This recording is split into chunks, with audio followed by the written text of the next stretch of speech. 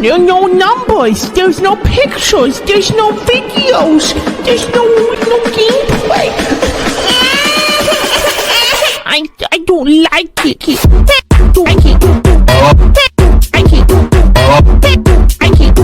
Yo, good morning, good afternoon, good evening. Hope you guys are doing well. Hope everyone's having a good day so far. Today, Dreamers, we are back with another Palia lore reading. I know, crazy.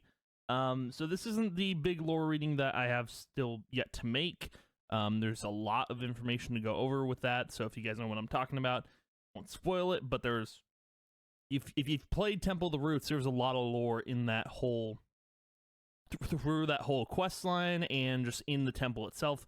But today we're going to be talking about Prismbeard's Voyage once again.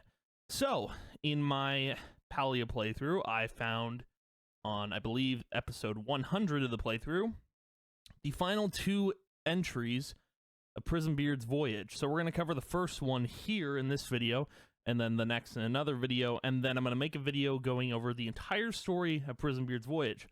So without further ado, let's get into this next lore entry. Now again, I've kind of done these out of order, so I do apologize, but I will be putting them in order once we kind of wrap this up. So without further ado, let's dive into In Summer Comes Fall. Ready? Let's go.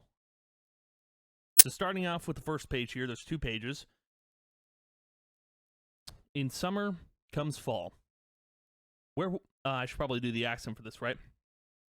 Where was I? Right, met the love of my life with her sword to my throat. She'd gotten each and every member of me crew loaded to the gunwales at our camp, then sent them back to the ship. Once I was alone, she followed me up the hill when I went to drop some water weight and had me at sword point before I could call for help. Not that it'd do any good.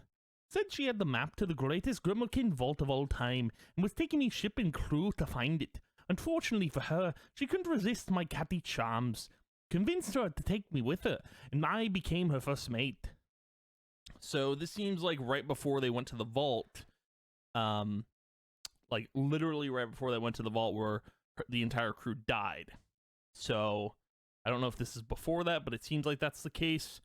And by the way, the next lore entry we're going to be reading in Prismbeard's Voyage, it's kind of a jump to the end, so that's why I want to do a complete video on Prismbeard's Voyage. So let's keep going. The path to the Great Vault was an adventure too, incredible and salty to describe, and the whole time we grew closer and closer, camped up and down this shore. I like to think this very camp was where we fell in love. After 2 years of searching, I began to question whether we even cared anymore. Camila, however, never forgot, and one day we made landfall near the vault. Our story is a whole treasure on its own. I'm out of dry paper. I'll save it for the next statue. So funny enough, if you actually complete Prismbeard's Voyage, if you get all of the entries, if you go over to, I believe it's near Flooded Fortress, there's those 4 statues, or it's near like the entrance to the other side of Bahari Bay. There's 4 statues. There's a chest there if you've gotten all 4 of the entries. So in case you were wondering, do this if you want to get some loot. So there's that. But that is In Summer Comes Fall. I know this was a short video, but we're going to cover the next entry in the next video. But anywho, thank you guys for watching. I appreciate it a ton. I will see you guys in the next lore video. And yeah, bye.